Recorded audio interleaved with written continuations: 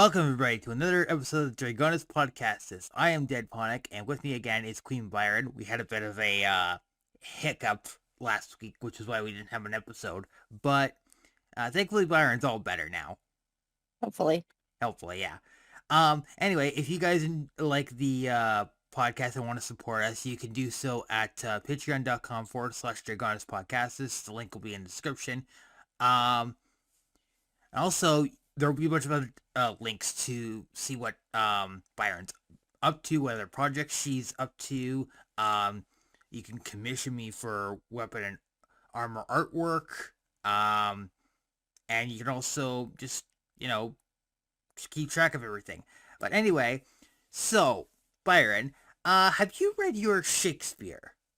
I'm actually not a big fan, but we don't have to go into that today. Okay, because I was gonna say, because the tale I'm going to tell today it's a classic case of Hamlet, but it also has that dark side of it, and it's something that most people would they would go insane just hearing it or living through it, but one person lived through it and is somehow better because of it. And we are, of course, talking about my dad's first ever NPC that he ever created, and that is George Firebeard Ashenkarn.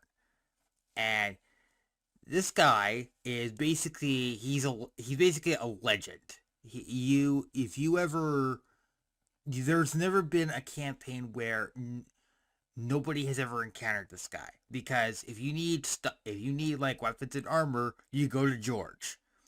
And here's actually a quote from the man himself. There are some smiths out there that make quality stuff, and I admire them for it. In fact, at one point or another, I probably taught them everything they know. But there is something they lack that only a dwarven blacksmith has: heart and love for their work. I met Valkyria herself and was asked to make her armor and weapons, to which have now become sacred artifacts, much to my surprise. The Solarus Knights and Sisters have both deemed me as their chief armorer because of the quality of my works, to which it is enough for me to shed a tear in joy and humility. And I know that wherever my work goes, they will be honored, cherished, and have a song sung about their owners at some point. All the while, the story of their creator goes untold for centuries, to which I am okay with that. So George he has spent his entire life basically on one big adventure, and despite being in his early 30s, he isn't afraid of danger or the threats posed by the shadow or anything like that. But what he loves most is his wife, making weapons and armor for people, because that's his dream job and his passion, and a good meal. So our story begins in the Horned Mountain, which is the home of the dwarves. George was basically born into royalty, and as the son of one of the families of the Ashenkarn clan. But from day one, the dwarven lords knew something was different about George. As a young Todd, he displayed a great affinity for building stuff, making stuff, and blacksmithing. In fact, one of his first toys was actually, believe it or not, Lincoln logs, and he actually built like a full-scale house out of Lincoln logs, which is weird. And he also was highly intelligent. The other dwarves were confused by this, and some even went so far as to call him an outcast or a mutant because of his unusual gifts. But something happened during those early years of his life that impressed the king of the mountain so much at the time that he basically proclaimed that George would become king when he hit the right age. So when George was only 10 years old, one of the king's royal guardsmen was engaged in a skirmish with the goblins, and his armor was cracked and his weapons needed repairing. George offered to repair them. The guardsmen laughed at the thought of a child being able to fix high-quality dwarven armor and weapons. But within a couple of hours of working at the local smithy, George had not only repaired the weapons and armor, but he had actually made them better so they would never break again. And for some context, so Taurian, Charian, and Sumerian steel is A- in terms of quality. It's like German or Russian steel. Elven steel combined with their magic is A+. We all know that. Orc steel is... It's okay. It's like... I would say like it's like a B... Just a straight B in terms of quality. Dwarven steel is like the equivalent of Spanish or Japanese steel. It's some of the best material you can get to make stuff. And that's hence why a lot of kingdoms ask the dwarves to make them stuff because of that. And even the elves won't deny that the dwarves make the best stuff, despite claiming that they're quote-unquote the superior to most races, which is just, it's just silly. The guardsman in question was so impressed by this that he actually told the king about it, and the king had to see him for himself. So he ordered the young dwarf to make him a cuirass that could withstand all but the mightiest of blows. And 3 days pass, and George presents the king with his request, and it was even more than what he requested. The cuirass was not covered in jewels, but sheer awe and the quality of the work humbled the king so much that he actually declared that when the time came, George would become king in the mountain. But meanwhile, in the shadows, George's brother, Volnir, stood in jealousy and contempt, planning his move to eliminate his brother and take what he believed was rightfully his. And this is where we transition into the Lion King stuff, but we'll get to that in a minute. So during George's teenage years, which is between 12 and 17, for us mortal humans, George spent most of his teenage years honing his smithing skills, but he found he had a knack for business and eventually wanted to open up his own restaurant chain in either a human or elven city. But this is also where he met his future wife, Neela. And the thing that drew George to Neela was his sense of humility and the fact that he was happy doing the thing he loved, and he wasn't concerned about the dwarves' prejudice against the elves or the goblins. But Neela had a secret that she told only George. She is actually half-dwarf, which would have made her an outcast, but she has managed to keep it hidden from everybody else, despite that. And George realized that she was the one he desired to be his queen, but wanted to make sure it was what she wanted. And she openly stated that she wanted to be with him no matter where their path leads, and she agreed to marry him. So this is where the big Lion King thing happens. So, the coup d'etat. The morning of the coronation, George took his brother with him to the highest peak of the Horn Mountain. As was tradition, the new king was to travel to the highest peak and seek wisdom from the stars. However, this was when Volnir made his move. A quote-unquote accident occurs where George is left hanging over the edge of a cliff. And George begs his brother to help him. But Volnir pulls a scar and he basically says, "Long live the king," and tosses him from the cliff. But not before taking the pendant that George was going to give to Neela. So Volnir goes back and says a terrible accident occurred and basically lied and said that George died. And the only thing that he could find was the pendant. And because George quote-unquote died, the next person in line would technically be Volnir. And so he was crowned king of the mountain. And his first order of business was to declare that Neela be his queen or be ousted as a half-dwarf abomination. She spat in his face and declared that her love was for George alone and that she would rather be ousted than marry a monster. And so she was banished from the kingdom, despite objections from everybody. But miraculously, George survived, barely. A passing orc party found him and nursed him back to health. And forever in their debt, he offered to make them new weapons and armor for them if they would find his wife and give him shelter. And so they agreed to this. So George made the orc chieftain Arentir a brand new battle axe, and eventually George and Neela were reunited.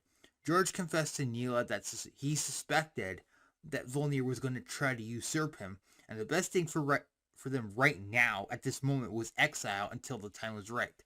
And so they journeyed to the capital of Tor, where they encountered a wounded billy goat that was going to be put down. I don't like using that word, but it's part of the story. Anyway, so now George wasn't too fond of animals, but because the mountain was home to all kinds of creatures, including a billy goats, he took pity on this goat and nursed it back to health. And so it's been with him ever since. And so when they reached Tor, George opened up his smithy, and during this time, he was having a meal at a local restaurant, and he realized that this meal was absolutely delicious, so he asked if he could talk to the head chef.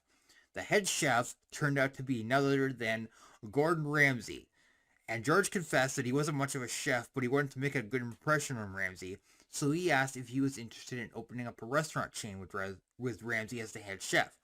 Ramsay said to provide him with a dish that displayed his personality, and he would consider it. So George went home and cooked his heart out. He cooked a well-seasoned ham with carrot puree and flambéed potato slices. He brings it back to chef, and much to George's surprise, he loves it. So take a wild guess what Chef Ramsay said. Was it something offensive? No, actually, Oh. he said, that's fucking delicious. I'm not even kidding. Like that's literally what he said. So upon that, they agreed to open up a restaurant chain, and so Ramsay would be the head chef. He would get everybody like he would do what he does on Hell's Kitchen or like Kitchen Nightmares. And George would make all the other decisions, and when he would come to Ramsay if he wanted to introduce a new dish idea, and the rest is pretty much history. And every so often, you can, if you go to one of the restaurants, you could hear a smashing of plates, and you could hear, "It's fucking raw! Get out!" It's Gotta love it. yeah. But then George went on one last adventure before he decided to focus more on the smithing and the restaurant. But this last adventure gave him a bad experience, and this is where we're gonna kind of transition into what I call the reason why you don't let George near a wizard. So he was with a party of adventurers that were kind of skulking through a dungeon when they came upon a tunnel filled with an odd liquid, and a group of goblins were attacking the party, and the wizard cast Fireball. Take a wild guess what happened when you combine an odd liquid that may or may not be flammable with a fireball. Well, you get a big explosion, I imagine. Yes. And the ensuing explosion basically made George look like a Looney Tune after like the TNT blows up on them kind of thing. And this was when my dad ran this particular campaign. This was back in a D&D 2nd edition where you had to roll saving throws for everything. And I mean everything. So this fireball nearly killed almost all the party. It burned, it blew up all of George's magical equipment, all of his gold. His beard was just singed, and he was not happy. And he literally wanted to, like, strangle the wizard. But thankfully, though, they were able to get out of it. And after this near-death experience, he said he had enough of adventuring for a little bit, and he went back to work at his smithy. And this is actually where he met Viking and Lady Valkyria. And he was asked to make Valkyria's weapons and gear that would eventually become sacred artifacts. And Viking asked him to make weapons and armor that the Solarus Knights would use to protect the royal family. And as a result of his work being of such high quality, being sought after all the time, George was made the official armorer of the Solarus Knights and his sisters, and he was granted the very rare gift that when he does eventually pass away, he and his wife will be granted entrance into Valhalla. And ever since those events, George and Neela have been happily working in their smithy and running the restaurant, and waiting for the time to go back to the mountain and oust Volnir. That day may or may not come. We don't know, because George is so happy.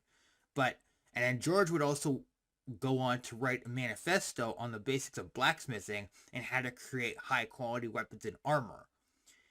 And meanwhile, the dwarves in the Horn Mountain would come to call the reign of Volnir's the reign of desolation. But that is a tale for another day. And yeah, that's George. What are your thoughts? Wow, George is such an interesting character.